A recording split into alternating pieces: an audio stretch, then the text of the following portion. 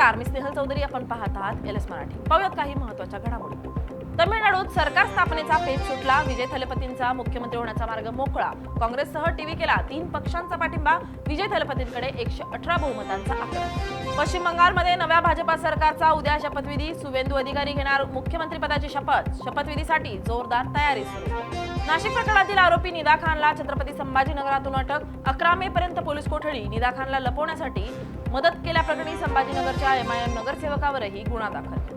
बीडमध्ये पांगरीच्या ओंकार साखर कारखान्याला शेतकऱ्यांनी ठोकलं टाळं. थकीत ऊस बिलं, वेतन आणि देयकांच्या मागणीसाठी शेतकऱ्यांचा संताप. हक्काचे पैसे दिले नाही तर कारखाना बंदच राहील, शेतकऱ्यांनी दिला इशारा. महाराष्ट्र राज्य माध्यमिक आणि उच्च माध्यमिक मंडळाच्या 10वीच्या बोर्डाच्या परीक्षेचा निकाल जाहीर. निकालात यंदाही मुलींनीच मारली बाजी. शरद पवार आजारातून पूर्णपणे बरे झाल्यानंतर पहिल्याच सार्वजनिक दौऱ्यावर दाखल. साताऱ्यातील सर्किट हाऊसमध्ये कार्यकर्त्यांनी मोठ्या उत्साहात आणि जल्लोषात पवारांचं केलं स्वागत. सिंधुदुर्गच्या तळकोकणात सलग दुसऱ्या दिवशी अवकाळी पावसाचं थैमान. जिल्ह्यातील काही भागात वादळी वाऱ्यासह विजांचा कडकडाट. हवामान खात्याकडून ऑरेंज अलर्ट जारी.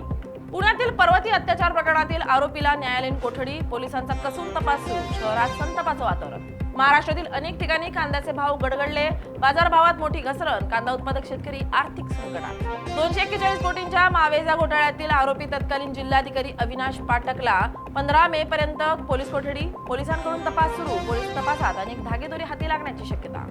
नांदेडमधील नेताजी सुभाषचंद्र बोस महाविद्यालयात शिपाई पदावर कार्यरत असलेला माणिक निलेवाड यांचा उपोषणाच्या तयारीत असताना प्रकृती बिघडून मृत्यू.